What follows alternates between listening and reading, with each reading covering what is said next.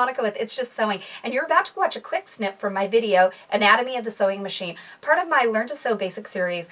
If you're interested in learning more about sewing, or you want projects that are perfectly tailored for beginners, subscribe to our YouTube channel and visit our website at itsjustsewing.com. Thank you so much for popping by, and I hope you enjoy this video. Bye!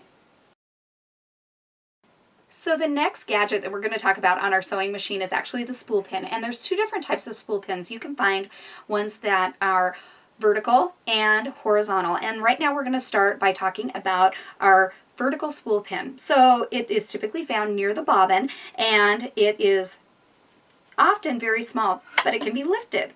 So we're going to go ahead and put our spool of thread right on there, and what's important to note is your spool actually runs more efficiently if it's going on there and the spool is spinning counterclockwise. So what I always suggest is put the spool of thread in front of you and go ahead and pull the thread, and if your spool is running counterclockwise, then that is in the better position. The other way to note is if your thread is running out the back, then you know that that is also running counterclockwise, and it's just a more fluid motion for your spool of thread.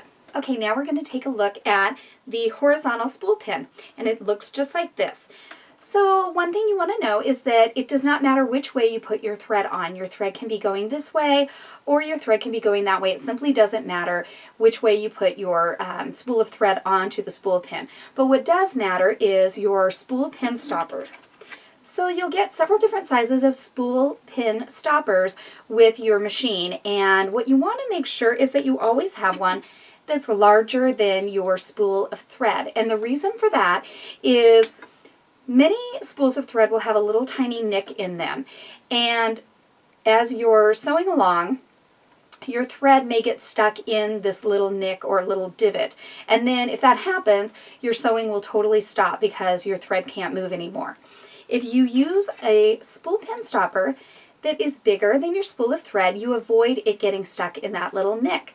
So we just want to put our spool of thread right on there and hug up our spool stopper. Don't hug it too tight. You want there to be a little bit of wiggle room, and you're good to go.